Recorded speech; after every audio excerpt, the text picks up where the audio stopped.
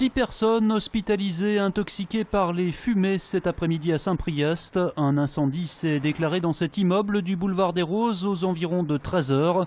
Le feu serait, semble-t-il, parti d'un canapé placé sur un balcon au 2e étage de ce bâtiment.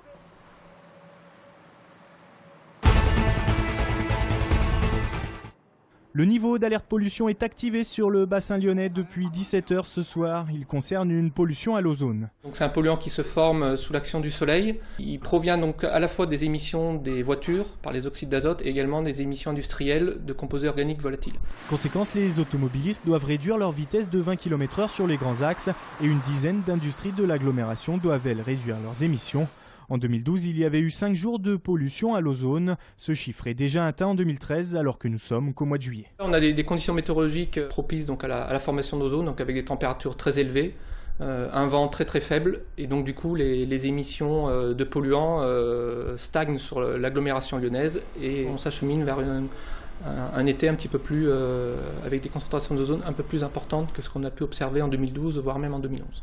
Demain, avec les orages attendus, le dispositif pourrait être levé. Mais attention, une nouvelle vague de chaleur est programmée pour la fin de semaine.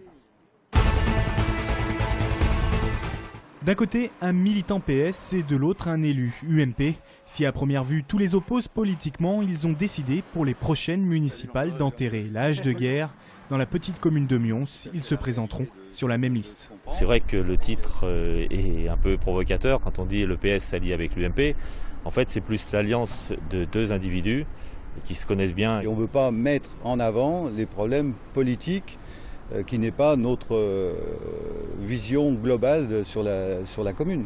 Un duo pour le moins insolite, mais qui n'a selon eux qu'une seule ambition, le bien de la ville de Mions. Un point de vue visiblement partagé ni par le PS ni par l'UMP. Tous deux devraient être exclus de leur parti. Je vais me faire exclure du PS. Ceci dit, ça ne m'empêchera pas de garder la même pensée. Mais j'ai pas de commentaire à faire. L'UMP doit faire son travail et moi je fais le mien. Reste maintenant à convaincre les électeurs de Mions, car en face des deux dissidents, il y aura bien une liste à gauche et une liste UMP. La campagne risque donc d'être agitée. Qui dit mois d'août à Lyon dit aussi fin du stationnement payant. Du 1er au 31 août, 32 600 places seront ainsi rendues gratuites dans la ville. A noter que 2800 places restent payantes, situées majoritairement sur la presqu'île, de la place des Terreaux jusqu'à la gare Perrache. OL Madrid se jouera à guichet fermé. Le club l'a annoncé en effet aujourd'hui. Tous les billets ont été vendus. C'est plutôt une belle surprise alors qu'il s'agit que d'un simple match amical qui plus est disputé en pleine période de vacances estivales. La présence de Zidane sur le banc, de Cristiano Ronaldo ou encore de Karim Benzema sur le terrain y est sans doute pour quelque chose. Le coup d'envoi est prévu mercredi à 21 h au stade de Gerland.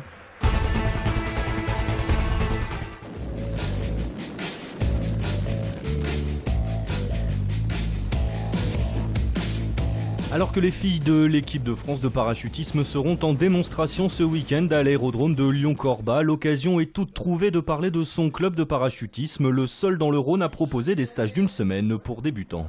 Les élèves reçoivent le lundi une formation théorique pour leur apprendre à chuter, pour leur apprendre à ouvrir leur parachute, à piloter leur voile et à se poser. Pour leur premier saut, ils sautent obligatoirement avec 2 moniteurs qui tiennent l'élève pendant la chute libre. 17 minutes pour monter à 4000 mètres d'altitude, 50 secondes de chute libre, une dizaine de minutes dans les airs, 7 sauts sur la durée du stage pour des souvenirs plein la tête. En plus, moi je me suis posé super loin, parce que je suis arrivé tard sur la zone d'approche. Pas d'appréhension, mais envie de découvrir quoi, vraiment envie de découvrir. Dès que la porte elle s'ouvre, c'est allez on y va et là on voit que c'est pas pareil.